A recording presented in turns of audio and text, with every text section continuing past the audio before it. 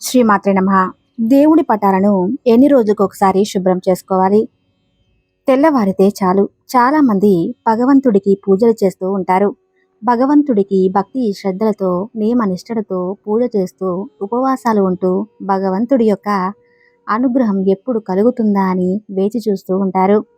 అయితే భగవంతుని అనుగ్రహం పొందాలంటే మనం చేసే పూజకు ఫలితం ఉండాలి. మనం చేసిన పూజకు ఫలితం దక్కాలంటే పూజా మందిరం అనేది శుభ్రంగా ఉండాలి. అయితే చాలామంది పూజా మందిరంలో అనవసరమైనవి పెడుతూ ఉంటారు. ఇలా ఎప్పుడూ కూడా పెట్టకూడదు. చాలామందికి పూజా మందిరాన్ని ఎన్ని రోజులకు ఒకసారి శుభ్రం చేయాలో కూడా అస్సలు తెలియదు. దాని గురించి ఇప్పుడు ఈ వీడియోలో వివరంగా తెలుసుకుందాం.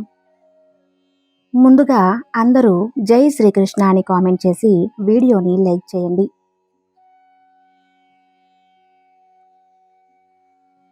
అలాగే పూజా మందిరాన్ని ఏ విధంగా శుభ్రం చేసుకోవాలి, దేవుడి విగ్రహాలను ఏ ఏ దిక్కులలో ఉంచాలో కూడా ఇప్పుడు ఈ వీడియోలో తెలుసుకుందాం. పురాణాల ప్రకారం ఏ పూజా మందిరం అయితే శుభ్రంగా ఉంటుందో ఆ ఇంటి లోపలికి దేవతలు వస్తారని చెప్పబడి ఉంది. పూజా గదిని శుభ్రం చేసేందుకు ఎప్పుడూ కూడా చీపురుని అస్సలు వాడకూడదు. ఒక శుభ్రమైన వస్త్రమును తీసుకుని పూజా మందిరాన్ని శుభ్రం చేసుకోవాలి. పూజా మందిరంలో భగవంతుడికి సమర్పించిన పువ్వులను ఎక్కడ పడితే అక్కడ పడివేయకూడదు. వాటిని ఒక కవర్లో పెట్టి మీరు నదీ తీరానికి వెళ్ళినప్పుడు పారే నీళ్ళల్లో వాటిని వదిలేయాలి, లేదా మీ దగ్గరలో ఉన్న కాలువలో అయినా పడివేయవచ్చు. అది కుదరని వారు ఏదైనా పచ్చని చెట్టు మీద పూజకు ఉపయోగించిన పువ్వులను వేయాలి. మనం పూజకు ఉపయోగించిన పువ్వులను ఎప్పుడూ కూడా తొక్కకూడదు. పూజా మందిరంలో మనం దీపారాధన చేసినప్పుడు ఆ దీపారాధన యొక్క పొగతో పూజా మందిరంలో నలుపు రంగు ఏర్పడుతుంది. అలా నలుపు రంగులో ఏర్పడిన మసిని ముందుగా ఒక తడి వస్త్రమును తీసుకొని శుభ్రంగా తుడవాలి. ఆ తర్వాత సబ్బు నీటితో కానీ సర్ఫ్తో కానీ నీళ్ళతో కానీ శుభ్రంగా పూజా మందిరాన్ని తుడిచి ఆ పూజా మందిరానికి పసుపు మరియు కుంకుమ బొట్లు పెట్టాలి. మీ పూజా మందిరం చెక్కతో చేసిన పూజా మందిరం అయితే ఒక తడి వస్త్రము తీసుకొని శుభ్రంగా పూజా మందిరాన్ని తుడుచుకోవాలి. పూజ చేసే ప్రతి ఒక్కరూ పూజా మందిరం మధ్యలో బియ్యపు పిండితో ముగ్గులు వేసి దాంతో పసుపు కుంకుమలు కూడా వేయాలి. పూజా మందిరంలో భగవంతుడి యొక్క ప్రతిమలు లేదా ఫోటోలు అనేవి నేరుగా క్రింద అస్సలు పెట్టకూడదు. ఒక పేపర్ పైన కానీ లేదా వస్త్రం పైన కానీ పెట్టవలను. దేవుడి పటాలను ముందుగా తడిబట్టతో తుడిచి తర్వాత పొడి క్లాత్ తీసుకొని శుభ్రంగా తుడిచి ఆ తర్వాత గంధపు బొట్టును పెట్టి దానిపై కుంకుమ బొట్లు పెట్టుకోవాలి. దేవుడికి ఉపయోగించిన దీపారాధన ప్రమిదలను ప్రతిరోజు శుభ్రం చేసుకోవాలి.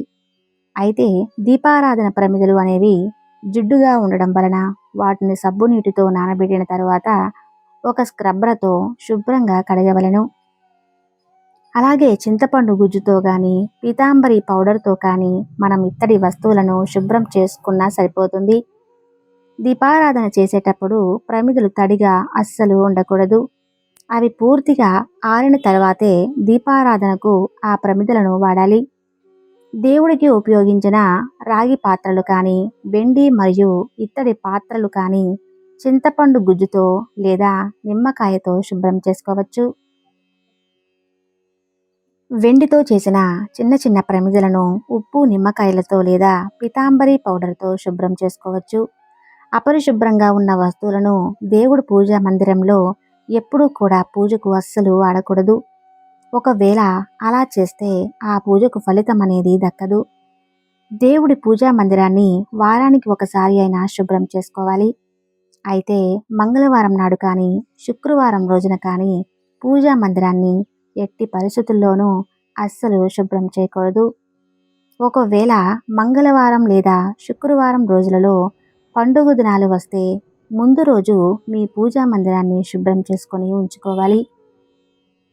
ఈ నియమం వ్రతాలకు, హోమాలకు కూడా వర్తిస్తుంది. వారంలో వచ్చే గురువారం రోజున లేదా శనివారం రోజున పూజా మందిరాన్ని శుభ్రం చేసుకోవచ్చు అని పండితులు చెబుతున్నారు. ఇకపోతే అమావాస్య రోజున, ఏకాదశి మరియు ద్వాదశి రోజులలో దేవుడు పూజా మందిరాన్ని శుభ్రం చేసుకోకూడదని పండితులు చెబుతున్నారు. దేవుడి పటాలను పాడ్యమి మరియు గురువారం కలిసి వచ్చిన రోజున శుభ్రం చేసుకొని దేవుడికి పూజ చేస్తే ఆ భగవంతుని యొక్క అనుగ్రహం మీకు తప్పకుండా లభిస్తుంది. ఎవరికైనా పూజా మందిరాన్ని వారానికి ఒక్కసారైనా శుభ్రం చేసుకోవటం కుదరకపోతే నెలకు ఒక్కసారైనా తప్పకుండా మీ పూజా మందిరాన్ని శుభ్రం చేసుకోవాలి. పూజా మందిరాన్ని శుభ్రం చేసేటప్పుడు మీ ఇష్ట దైవాన్ని స్మరించుకుంటూ శుభ్రం చేస్తే చాలా మంచిది. విరిగిపోయిన దేవుని పటాలు కానీ, చిరిగిపోయిన దేవుని పటాలు లేదా ప్రతిమలను పూజా మందిరంలో అస్సలు ఉంచకూడదు. ఇవి ప్రతికూల ఫలితాలను సృష్టిస్తాయి. అలాగే పూజా మందిరంలో ఎక్కువ దేవుడి పటాలను కూడా ఉంచకూడదు. ఒక దేవుడికి సంబంధించిన ప్రతిమ లేదా పటము అనేది ఒకటే ఉండాలి. మీ పూజా మందిరంలో శివలింగం కనుక ఉంటే ప్రతినిత్యం శివుడికి అభిషేకం అనేది చేయాలి. నీటితో అయినా సరే ప్రతిరోజు శివలింగానికి అభిషేకం చేయాలి. అలాగే శివలింగం పైన జలధార కూడా తప్పనిసరిగా ఉండాలి. ఉగ్ర రూపంలో ఉన్న దేవుడి పటాలు లేదా ప్రతిమలు అనేవి పూజా మందిరంలో అస్సలు ఉంచకూడదు. వీటి ద్వారా నకారాత్మక శక్తి అనేది మీ ఇంట్లోకి ప్రవేశిస్తుంది. దుర్గాదేవి, కాళికాదేవి, ఉగ్ర నరసింహస్వామి యొక్క ఫోటోలు పూజా మందిరంలో అస్సలు పెట్టకూడదు. అలాగే నుంచుని ఉన్న లక్ష్మీదేవి యొక్క ప్రతిమ లేదా పటం అనేది పూజా గదిలో ఉంచకూడదు. నాట్యం చేసే గదిలో తప్ప నటరాజస్వామి విగ్రహాన్ని పూజా మందిరంలో అస్సలు పెట్టకూడదు. గోవు యొక్క ప్రతిమ అనేది పూజా మందిరంలో పెట్టుకుంటే మీకు మంచి శుభ ఫలితాలు అనేవి కలుగుతాయి. పాలిచ్చే గోవు ప్రతిమను మరియు నెమలి ఈకలను పూజా మందిరంలో పెట్టుకుంటే చాలా శుభప్రదం. లక్ష్మీదేవికి ఎదురుగా ఒక రాగి పాత్రలో లేదా వెండి పాత్రలో సముద్రపు గవ్వలు, పసుపు కొమ్ములు మరియు 11 రూపాయల కాయిన్స్ వేసి పెడితే మీకు లక్ష్మీదేవి కటాక్షం కలుగుతుంది. లక్ష్మీదేవి యొక్క విగ్రహాన్ని ఎప్పుడూ కూడా గుమ్మానికి ఎదురుగా ఉంచకూడదు. అలా ఉంచడం వల్ల లక్ష్మీదేవి మీ ఇంటి నుండి బయటకు వెళ్ళిపోతుందని శాస్త్రాలు చెబుతున్నాయి. మీ ఇంటి లోపల గుమ్మానికి ఎదురుగా లాఫింగ్ బుద్ధాన్ని పెట్టుకుంటే చాలా మంచిది. అలా ఉంచడం వలన మీ ఇంట్లో ఎప్పుడూ కూడా పాజిటివ్ ఎనర్జీ ఏర్పడుతుంది. పార్వతీ పరమేశ్వరుడి యొక్క ఫోటోలు ఈశాన్య దిశలో ఉంచితే ఆ పరమేశ్వరుడి యొక్క అనుగ్రహం మీకు తప్పకుండా లభిస్తుంది. గణేశుడి యొక్క ప్రతిమను లేదా విగ్రహాన్ని ఉత్తర దిక్కులో ఉంచడం చాలా మంచిది. అదేవిధంగా ఉత్తర దిక్కులో కుబేరుని ఫోటోలు ఉంచడం వలన లక్ష్మీదేవి యొక్క అనుగ్రహం కలిగి ఆర్థిక పరిస్థితుల నుండి బయటపడతారు. పూజా మందిరంలో ఎప్పుడూ కూడా చిన్న చిన్న విగ్రహాలను లేదా చిన్న చిన్న పటాలను ఉంచుకోవటం చాలా ఉత్తమం. పెద్ద పెద్ద విగ్రహాలు లేదా పెద్ద పెద్ద ఫోటోలను మీ పూజా మందిరంలో ఉంచితే ప్రతిరోజు మహా నైవేద్యాన్ని సమర్పించాలి. ఆంజనేయ స్వామి విగ్రహాన్ని ఆగ్నేయ దిశలో పెట్టుకోవటం వలన దుష్ట శక్తులు బారి నుండి బయటపడవచ్చు.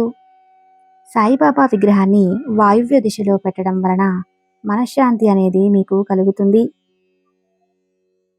నిల్చున్న లక్ష్మీదేవి ఫోటో మీ ఇంట్లో కనుక ఉంటే మీ ఇంట్లో లక్ష్మి స్థిర నివాసం ఉండదని అర్థం. ఇంట్లో పూజా మందిరాన్ని దక్షిణం వైపు ఎట్టి పరిస్థితుల్లోనూ నిర్మించకూడదు. అలా నిర్మించడం వలన మీ ఇంట్లో ప్రతికూల ప్రభావాలు ఏర్పడతాయి. దక్షిణ దిశగా పూజా కార్యక్రమాలు అస్సలు నిర్వహించకూడదు. శివుడు వీరభద్రుడు అవతారంలో ఉన్న ఫోటో ఉంటే ఆయన ఆగ్రహాన్ని ఎవరూ ఆపలేరు. అందుకని శాంతంగా ఉన్న శివపార్వతుల విగ్రహాలను లేదా ఫోటోలను మాత్రమే మీ ఇంట్లో ఉంచవలను. మీ ఇంట్లో పూజా మందిరం ఎల్లప్పుడూ కూడా ఈశాన్య దిశలో ఉంటే చాలా శుభ్రం. ఇలా ఉంటే కనుక మీ ఇంట్లోకి ఎప్పుడు పాజిటివ్ ఎనర్జీ వస్తుంది. అలాగే మీరు చేసే ప్రతి పూజకు ఫలితం దక్కుతుంది. ఈ వీడియో కనుక మీకు నచ్చితే తప్పకుండా లైక్ చేసి మన ఛానల్ని సబ్స్క్రైబ్ చేయండి. అలానే పక్కనే ఉన్న బెల్ ఐకాన్ని క్లిక్ చేయండి. ధన్యవాదములు.